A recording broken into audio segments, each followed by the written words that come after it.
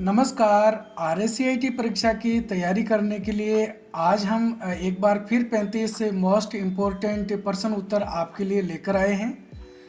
RSCIT गुरुजी YouTube channel पर आपका हार्दिक स्वागत है। अगर आपने अभी तक हमारे चैनल को सब्सक्राइब नहीं किया है तो चैनल को सब्सक्राइब जरूर करें। तो शुरू करते हैं आज की क्लास। हमारा प्रश्न नंबर 1 है, निम्न में से आउटपुट डिवाइस कौन सा है? OCR, OMR, माइक्रोफोन या फिर प्लोटर? तो इसमें सही उत्तर है डी, प्लोटर। प्लोटर एक आउटपुट डिवाइस का उदाहरण है। प्लोटर एक प्रिंटर के बड़ा रूप है। प्रिंटर का एक बड़ा रूप प्लोटर है, जिसमें हम बड़े नक्शे, बैनर इस प्रकार के प्रिंट कर सकते हैं। अगला प्रश्न नंबर 2 है, MS वर्ड 2019 के चुने हुए सभी टेक्स्ट को कैपिटल लेटर में लिखने के लिए निम्न में से कौन सा विकल्प चुनना होगा? Lower case, upper case, capitalize each word या फिर टॉगल केस? तो इसमें सही उत्तर है B, upper case. Microsoft Word में सभी टेक्स्ट को कैपिटल लेटर में लिखने के लिए हम अपर केस वाला जो ऑप्शन है वो सेलेक्ट करते हैं।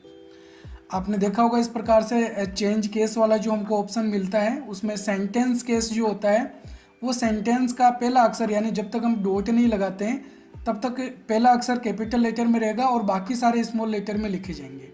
डॉट के बाद वाला अक्षर यानी कि वाक्य के बाद का जो पहला अक्षर है वो अपना आप ही बड़ी ABCD का हो जाएगा। लोअर केस में सारे अक्षर छोटे ABCD के होते हैं, अपर केस में बड़ी ABCD के, और कैपिटलाइज ईच वर्ड में प्रत्येक स्पेलिंग का पहला अक्षर कैपिटल लेटर में लिखा हुआ होता है, और टॉगल केस में प्रत्येक स्पेलिंग का पहला अक्षर छोटी ABCD का लिखा हुआ है। जैसा यहाँ पर इस बॉक्स को देख के भी हम समझ सकते हैं। अगला प्रश्न नंबर 3 है, निम्न में से भारत में साइबर अपराध और ई-कॉमर्स से संबंधित कानून कौन सा है? भारत IT अधिनियम 2000, भारत कंप्यूटर अधिनियम 2012, साइबर अपराध अधिनियम 1989 या फिर भारत ई-कॉमर्स अधिनियम 1991? तो इसमें सही उत्तर है ए, भारत IT अधिनियम 2000। अगला प्रश्न नंबर 4 है, निम्नलिखित में से वर्तमान में खुली हुई विंडो को बंद करने के लिए किस शॉर्टकट का प्रयोग किया जाता है?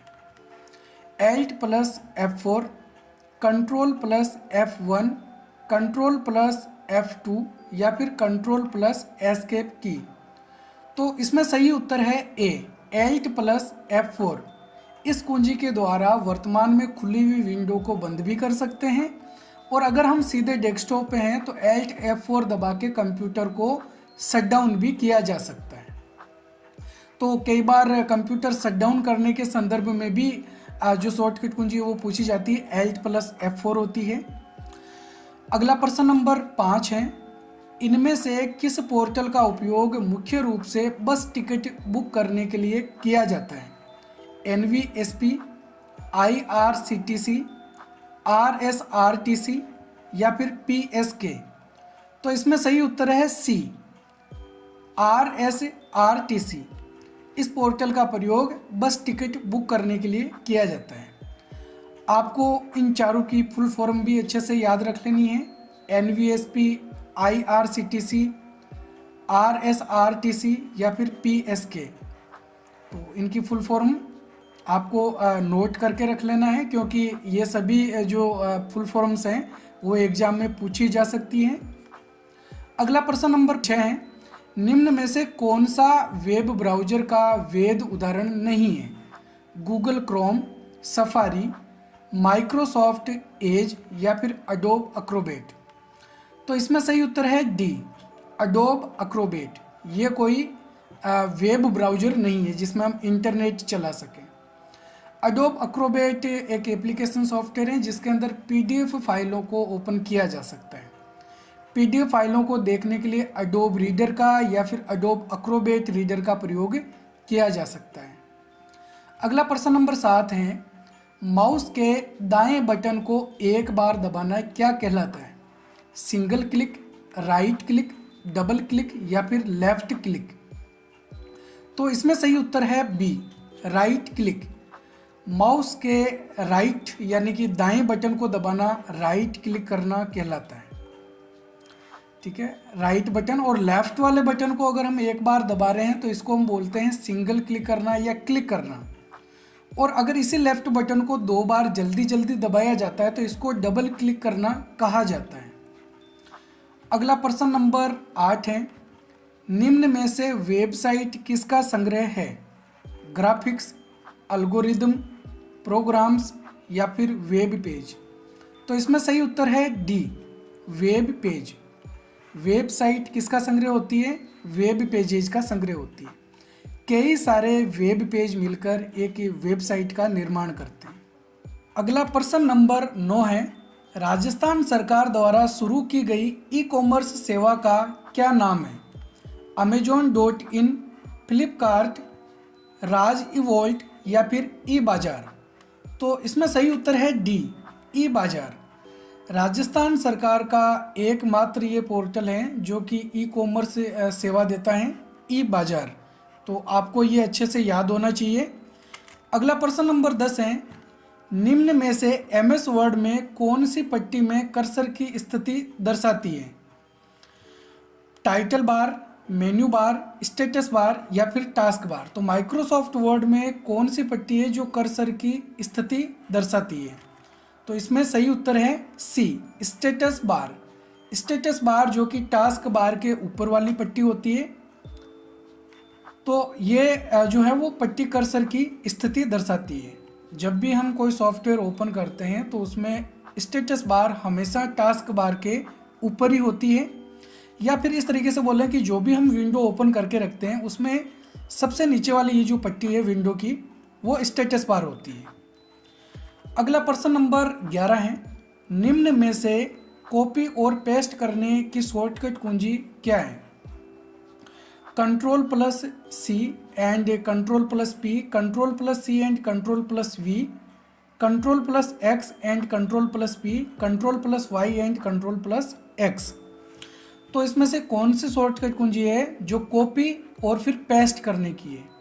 तो कॉपी करने के लिए शॉर्टकट कुंजी Ctrl+C होती है और पेस्ट करने के लिए Ctrl+V होती है। तो बी इसमें सही आंसर होगा। अगला प्रश्न नंबर 12 है, MS एक्सेल 2019 में नई वर्कशीट इंसर्ट करने के लिए किस शॉर्टकट का उपयोग किया जाता है? Ctrl+N, Ctrl+Shift+N, Ctrl+F2 या फिर Shift+F11? तो इसमें सही उत्तर है डी, Shift+F11 का प्रयोग नई वर्कशीट को इंसर्ट करने के लिए किया जाता है। अगला प्रश्न नंबर 13 है, हॉटस्पॉट इंटरनेट कनेक्टिविटी के लिए किस कनेक्टिविटी की आवश्यकता होती है? वाईफाई, लेन केबल, यूएसबी केबल या फिर उपरोक्त सभी? तो इसमें सही उत्तर है ए, हॉटस्पॉट कनेक्टिविटी के लिए हमको किसकी ज़रूरत होती है? वाईफाई की ज़रूरत होती है। अगला प्रश्न नंबर 14 है, विंडोज में मैक्सिमाइज करने से क्या होता है? विंडो को बंद करना, विंडो को डेस्कटॉप पर फिट करने के लिए विस्तारित करना, विंडो को स्क्रीन से हटाकर छुपाना, विंडो को रिसाइकल बिन में भेजना? तो इसमें सही उत्तर है बी, विंडो को डेस्कटॉप पर फिट करने के लिए विस्तारित करना, यानी कि विंडो को फुल स्क्रीन पे करना। फुल स्क्रीन पे करने को हम क्या बोलते हैं? मैक्सिमाइज। और जब इसी बटन को हम दोबारा दबाते हैं तो विंडो छोटी हो जाती है, जिसको हम रीस्टोर डाउन करना कहते हैं। अगला प्रश्न नंबर 15 है, विंडोज 11 में स्क्रीनशॉट लेने के लिए किस टूल का प्रयोग किया जाता है? Math input tool, command prompt, snipping tool या फिर कंट्रोल पैनल? तो इसमें सही उत्तर है सी, स्निपिंग टूल। विंडोज 7, 10, 11 हम जो कोई भी विंडो यूज कर रहे हैं इनमें से, तो स्निपिंग टूल का हम प्रयोग करते हैं स्क्रीनशॉट लेने के लिए। अगला प्रश्न नंबर 16 है, वेब ब्राउज करने के लिए किस प्रकार के सॉफ्टवेयर का उपयोग किया जाता है? Word processor, web browser, spreadsheet, presentation software? तो इसमें सही उत्तर है B, web browser. Web browse करना यानी इंटरनेट चलाना, तो इंटरनेट चलाने के लिए हम वेब ब्राउजर का प्रयोग करते हैं। अगला प्रश्न नंबर 17 है, निम्न में से कौन सा साइबर खतरा नहीं है? मेलवेयर, मेलवर्टाइजिंग, सेशन हाईजैकिंग या फिर ये सभी साइबर खतरे हैं। तो इसमें सही उत्तर है डी, ये सभी साइबर खतरे हैं। अगला प्रश्न नंबर 18 है, निम्न में से इनपुट डिवाइस कौन सा है? स्कैनर, स्पीकर, प्रोजेक्टर या फिर प्रिंटर? तो सही उत्तर है इसमें ए, स्कैनर। स्कैनर एक इनपुट डिवाइस होता है जो कि प्रिंट आउट किए हुए किसी भी डॉक्यूमेंट को या इमेज को वापस कंप्यूटर में डिजिटल रूप में सेव करता है। अगला प्रश्न नंबर 19, MS पावर पॉइंट 2019 में फाइल को सेव एज करने के लिए किस शॉर्टकट का प्रयोग करते हैं?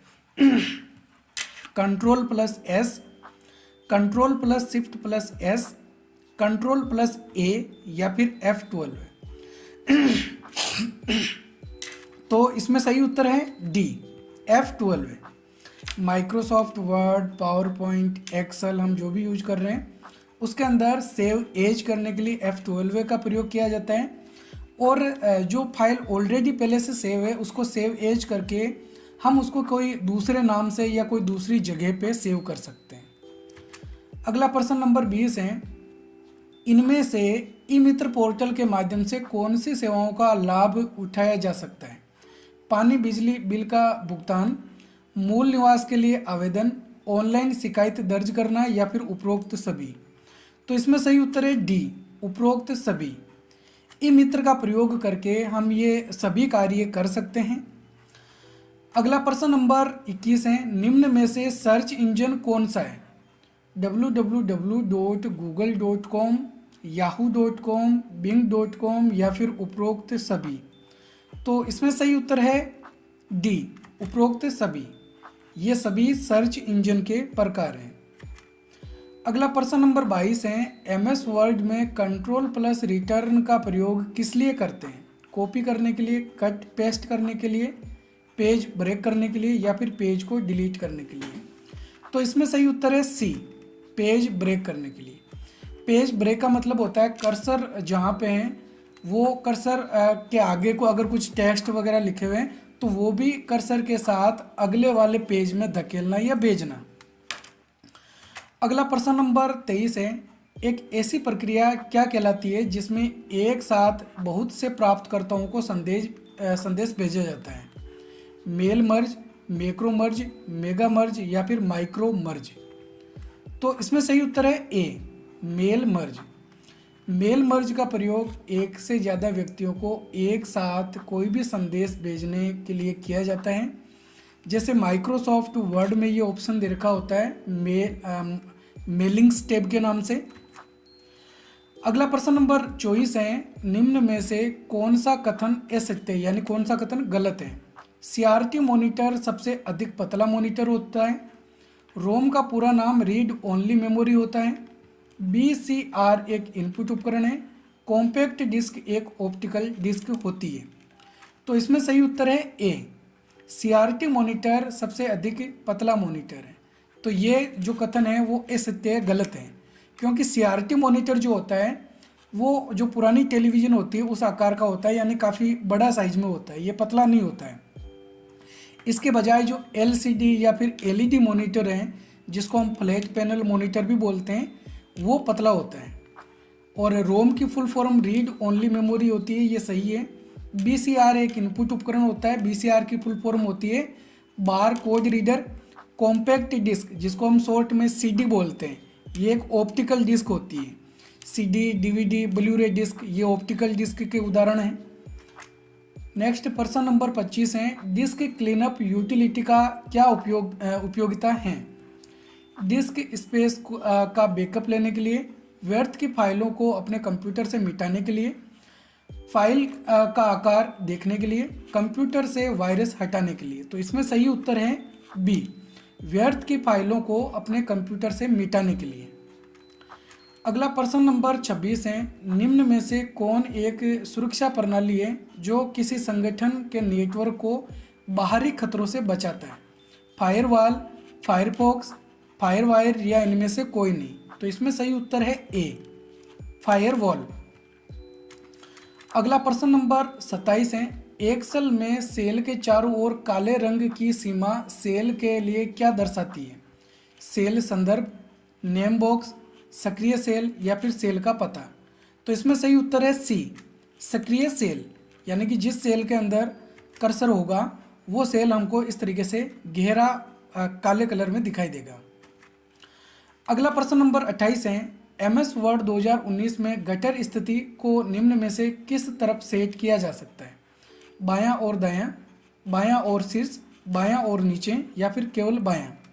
इसमें सही उत्तर है बी, बायां और शीर्ष। तो गटर मार्जिन ऐसी मार्जिन को कहा जाता है जिसमें हम बाइंडिंग कर सकते हैं। यहाँ पे देख सकते हैं गटर पोजीशन दे रखी है लेफ्ट एंड टॉप, तो दो ऑप्शन होता है। नेक्स्ट प्रश्न नंबर 29 है, ऑपरेटिंग सिस्टम का क्या उपयोग है? संसाधनों का प्रबंध करना, यूजर इंटरफेस प्रदान करना, कंप्यूटर एप्लीकेशन को चलाने के लिए प्लेटफॉर्म प्रदान करना या फिर उपरोक्त सभी। तो इसमें सही उत्तर है डी, उपरोक्त सभी। अगला प्रश्न नंबर 30 है, पावर पॉइंट में हाइपरलिंक इंसर्ट करने के लिए किस शॉर्टकट कुंजी का प्रयोग किया जाता है? F5, shift plus F5, control plus H या फिर कंट्रोल प्लस K। तो इसमें सही उत्तर है D, control plus K। PowerPoint, Word, Excel, हम कोई भी सॉफ्टवेयर यूज कर रहे हैं इनमें से, तो कंट्रोल प्लस K कुंजी का प्रयोग हाइपरलिंक इंसर्ट करने के लिए किया जाता है। अगला प्रश्न नंबर 31 है, MS पेंट में बनने वाली फाइल का विस्तारक नाम क्या होता है? .txt, .bmp, .doc या फिर .pdf। इसमें सही उत्तर है बी, .bmp। पेंटिंग में बनने वाली फाइल को .bmp कहा जाता है, .bmp इसका एक्सटेंशन नेम होता है और इसमें बनने वाली फाइल को बिटमैप इमेज कहा जाता है। अगला प्रश्न नंबर 32 है, इनमें से विंडोज़ 11 क्या है? Computer game, protocol, operating system या फिर इनमें से कोई नहीं। तो इसमें सही उत्तर है सी, ऑपरेटिंग सिस्टम। अगला प्रश्न नंबर 33 है, विंडोज़ मीडिया प्लेयर का प्रयोग किस लिए किया जाता है? प्रोग्रामिंग करने के लिए, ऑडियो व वीडियो फाइल को चलाने के लिए, फोल्डर बनाने के लिए या फिर इंटरनेट चलाने के लिए। तो इसमें सही उत्तर है बी, ऑडियो व वीडियो फाइल को चलाने के लिए। अगला प्रश्न नंबर 34 है, निम्न में से स्पीकर क्या है? अदा युक्ति, पर्दा युक्ति, सॉफ्टवेयर प्रोग्राम या फिर बग। तो इसमें सही उत्तर है बी, पर्दा युक्ति। अब अदा का मतलब होता है इनपुट डिवाइस और पर्दा युक्ति का मतलब होता है आउटपुट डिवाइस। तो स्पीकर क्या है? एक आउटपुट डिवाइस है। अगला प्रश्न नंबर 35 है, निम्न में से रीडू करने की शॉर्टकट कुंजी क्या है? Control plus R, control plus O, control plus Z या फिर कंट्रोल प्लस Y। तो अंडू और रीडू ये दो विकल्प हमको सुनने को मिलते हैं। तो अंडू का मतलब होता है जो भी कार्य हमने किया उससे पीछे जाना है, इसकी शॉर्टकट कुंजी होती है कंट्रोल Z, और जितना हम पीछे गए हैं उनको वापस लाने के लिए कंट्रोल Y का प्रयोग करते हैं, जिसको हम बोलते हैं रीडू करना। तो रीडू करने की शॉर्टकट कुंजी क्या होती है? Control plus Y। इसके अलावा अगर हम माइक्रोसॉफ्ट वर्ड यूज कर रहे हैं तो उसमें रीडू करने के लिए हम F4 कुंजी का प्रयोग भी कर सकते हैं। तो ध्यान में रखना, कंट्रोल Z अंडू करने के लिए और रीडू करने के लिए कंट्रोल Y, या फिर माइक्रोसॉफ्ट वर्ड में F4 का प्रयोग भी किया जा सकता है। तो ठीक है, ये थे आज के हमारे 35 इंपॉर्टेंट प्रश्न उत्तर। आपको वीडियो कैसा लगा हमें कमेंट करके ज़रूर बताएं, और वीडियो पसंद आए तो वीडियो को लाइक ज़रूर करें, और अगर आप हमारे चैनल पे पहली बार आए हैं तो चैनल को सब्सक्राइब ज़रूर करें। हम मिलेंगे इसी प्रकार के एक और नई वीडियो में, तब तक के लिए जय हिंद, जय भारत।